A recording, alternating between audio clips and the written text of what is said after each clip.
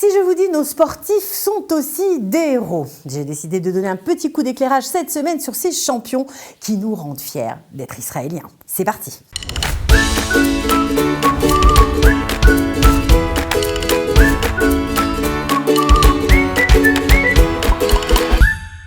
Si je vous dis Omri Caspi, vous allez me répondre le beau gosse basketteur au sein du Maccabi Tel Aviv.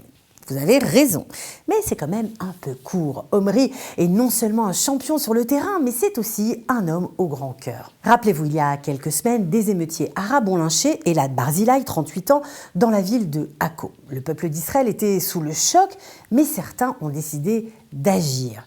Car Elad, toujours hospitalisé au Medical Center de Galilée, est aussi un papa dont les fils ont été privés de sa présence et plongés dans l'angoisse. Les joueurs du Maccabi ont donc mis du baume au cœur de ces enfants. Ils les ont conviés à un entraînement. Mais oui, ils ont reçu des t-shirts signés par Omri et une invitation à venir voir un match avec leur père dès que celui-ci sera rétabli. J'en profite pour souhaiter une guérison complète à Elad et bon courage à ses proches. Alors, fiers ou pas fiers de nos sportifs?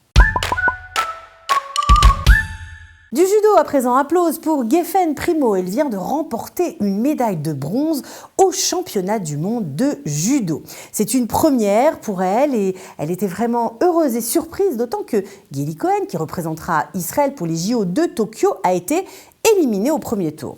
Pour Geffen, la bataille a été acharnée contre l'Ouzbek Diora Kaldurova.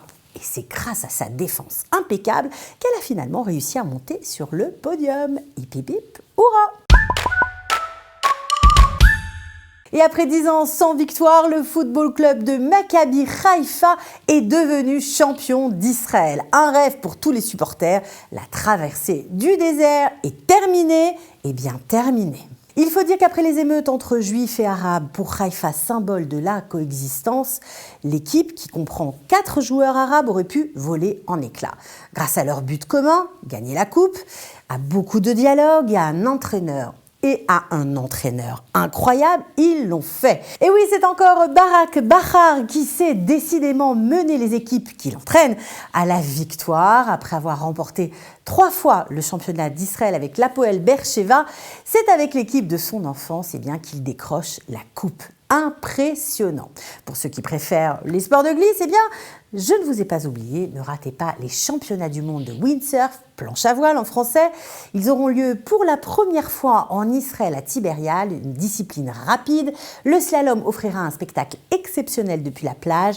Il accueillera pas moins d'une centaine de coureurs venant de plus de 25 pays, du 21 au 25 juin, à voir absolument. Alors, puisque l'Euro commence ce soir, on va finir avec l'hymne de l'UEFA. C'est Martin Garrix qui fit avec Bono et The Age. Profitez bien sûr de l'été pour aller au stade, à la plage, faites du sport, dépassez-vous. Et comme toujours, on monte le son. We are the people.